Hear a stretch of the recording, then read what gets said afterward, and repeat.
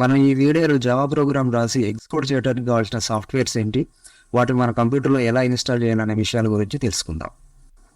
Java programme రాసి execute చేయడం అనేది మొత్తం 3 స్టెప్పులు జరుగుతుంది. మొదటిది జావా ప్రోగ్రామ్ రాయటం, రెండోది జావా ప్రోగ్రామ్ని కంపైల్ చేయటం, మూడోది జావా ప్రోగ్రామ్ని ఎగ్జిక్యూట్ చేయటం. సో ఈ జావా ప్రోగ్రామ్ రాయటానికి మనకు నోట్ప్యాడ్++, ఎక్లిప్స్, ఇంటెలిజెన్స్ ఐడియా, నెట్బీన్స్ లాంటి సాఫ్ట్వేర్స్ యూజ్ చేయడం జరుగుతుంది. ఇందులో నోట్ప్యాడ్++ అనే వాటిని మనము టెక్స్ట్ ఎడిటర్స్ అంటాం. అండ్ ఎక్లిప్స్, ఇంటెలిజెన్స్ ఐడియా, నెట్బీన్స్ వీటిని మనం ఐడిఈస్ అంటాం. ఐడిఈస్ అంటే ఇంటిగ్రేటెడ్ డెవలప్మెంట్ ఎన్విరాన్మెంట్.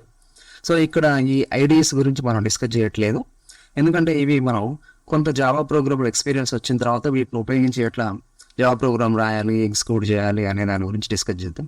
ప్రస్తుతానికి మాత్రం మనం నోట్ప్యాడ్++ అనేటటువంటి సాఫ్ట్వేర్ను ఉపయోగించి జావా ప్రోగ్రామ్స్ రాయబోతున్నాం. యాజ్ ఏ బిగినర్ మనం టెక్స్ట్ ఎడిటర్స్ ఉపయోగించి జావా ప్రోగ్రామ్ నేర్చుకోవడం అనేది చాలా మంచి మార్గం. ఇందులో మనకు నోట్ప్యాడ్++ రెండు ఉన్నాయి కదా. నోట్ప్యాడ్++ని నేను డౌన్లోడ్ చేసి ఇన్స్టాల్ చేయబోతున్నా, ఎందుకంటే నోట్ప్యాడ్ కంటే నోట్ప్యాడ్++లో మనకు కొన్ని అడ్వాన్స్డ్ ఫీచర్స్ ఉన్నాయి. అండ్ ప్రోగ్రామ్ రాయటానికి కానీ రీడ్ చేయడానికి కానీ మనకు చాలా ఈజీగా ఉంటుంది.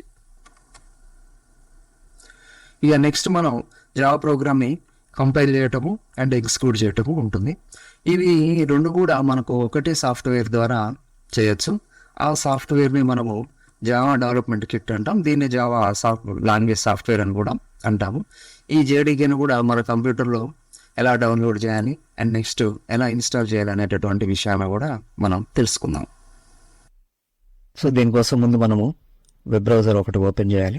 సో దాంట్లో మనం నోట్ప్యాడ్++ అని టైప్ చేస్తుండగానే మనకు డ్రాప్ డౌన్ లిస్ట్ వస్తుంది ఆప్షన్స్. సో అందులో notepad++, text editor, source code editor ఉన్న దాన్ని క్లిక్ చేసేయండి.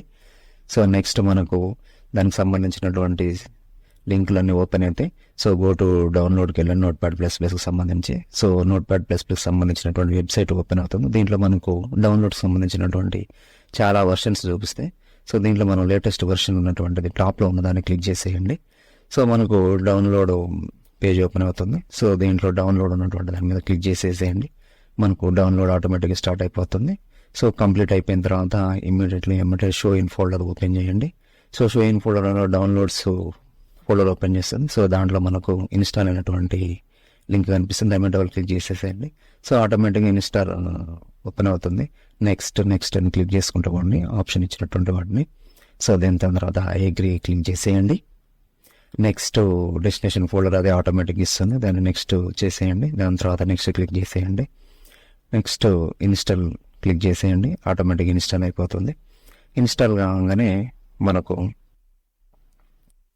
సో రన్ నోట్ప్యాడ్++ ఆల్రెడీ చెక్ చేసింది కాబట్టి అది ఫినిష్ క్లిక్ చేయగానే ఆటోమేటిక్గా మనకు నోట్ప్యాడ్++ అప్లికేషన్ ఓపెన్ అయిపోతుంది. సో ఈ విధంగా మనము నోట్ప్యాడ్++ని మనం ఇన్స్టాల్ చేసేయచ్చు మన సిస్టంలో. సో వెబ్ బ్రౌజర్ ఓపెన్ చేయండి. వెబ్ బ్రౌజర్లో మనం జావా అని టైప్ చేయగానే డ్రాప్ డౌన్ లిస్ట్ వస్తుంది. సో దాంట్లో నుంచి మనం జావా డౌన్లోడ్ సెలెక్షన్ చేసేసుకోండి. సో జావా డౌన్లోడ్ సెలెక్షన్ చేసిన తర్వాత మనకు జావా డౌన్లోడ్ సంబంధించినటువంటి లింక్లను చూపిస్తుంది. సో దీంట్లో జావా డౌన్లోడ్స్ వరాకిల్ వాళ్ళది ఓపెన్ చేయండి లింక్ని. సో వరాకిల్కి సంబంధించినటువంటి వెబ్సైట్ ఓపెన్ అవుతుంది. సో ఇది జావా డౌన్లోడ్కి సంబంధించినటువంటిది. దీంట్లో మనకు లేటెస్ట్ ఉన్నటువంటి జావా 20, జావా 17 చూపిస్తుంది. సో ఇవి అవైలబుల్లో ఉన్నాయి. మనం ఇప్పుడు జేడీకే 20ని డౌన్లోడ్ చేయబోతున్నాం. సో ఇవి మనకు డిఫరెంట్ ఆపరేటింగ్ సిస్టమ్కి డిఫరెంట్గా ఉంటాయి. ఇప్పుడు మనకి ఇది ఫస్ట్ లైనక్స్కి సంబంధించినటువంటి డౌన్లోడ్ ఫైల్స్ అండ్ మ్యాక్ ఓఎస్కి సంబంధించినటువంటి డౌన్లోడ్ ఫైల్స్ ఇవి. అండ్ నెక్స్ట్ విండోస్కి సంబంధించినటువంటి డౌన్లోడ్స్ ఫైల్స్. ఇందులో మనం జావా 64 MSI ఇన్స్టాలర్ని డౌన్లోడ్ చేయబోతున్నాం. ఆ లింక్ మీద క్లిక్ చేస్తే మనకు ఆటోమేటిక్గా డౌన్లోడ్ అనేది స్టార్ట్ అవుతుంది. సో జావా డౌన్లోడ్ కంప్లీట్ అయిపోయిన తర్వాత షో ఇన్ ఫోల్డర్ క్లిక్ చేయండి. ఇది డౌన్లోడ్స్ ఫోల్డర్కి వెళ్తుంది. ఇక్కడ మనము జేడీకే 20 మీద డబుల్ క్లిక్ చేసేయండి ఆ ఫైల్ మీద. సో ఇన్స్టాలేషన్ స్టార్ట్ అవుతుంది.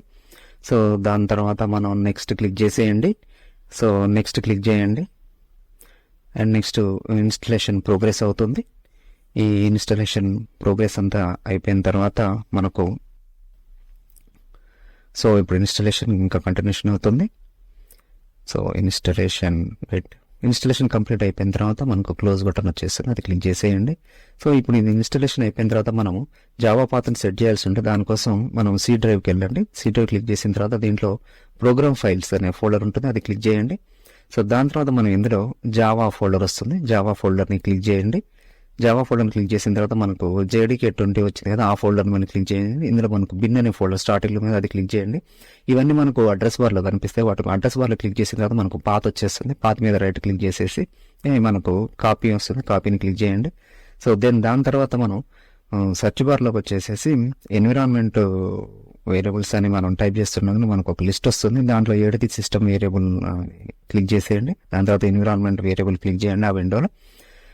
నెక్స్ట్ మనం ఇందులో సిస్టమ్ వేరియబుల్స్లో పాత్ని చూడండి, దాని మీద క్లిక్ చేయండి. క్లిక్ చేసిన తర్వాత ఎడిట్ బటన్ క్లిక్ చేయండి, మనం ఇక్కడ ఓపెన్ అవుతుంది. సో దెన్ న్యూ కొట్టండి. న్యూలో మనం ఇప్పుడు కంట్రోల్ బి ప్రెస్ చేసేయండి. సో ఇందులో మనకు పాత్ వచ్చేస్తుంది అడ్రస్.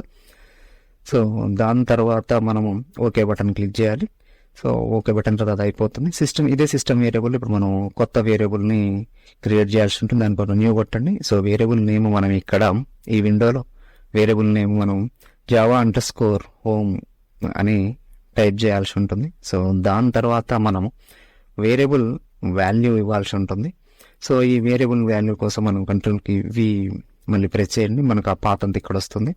దీంట్లో నుంచి మనము బిన్ / అంతవరకు అది రిమూవ్ చేసేయండి. సో దాని తర్వాత ఓకే ప్రెస్ చేయండి.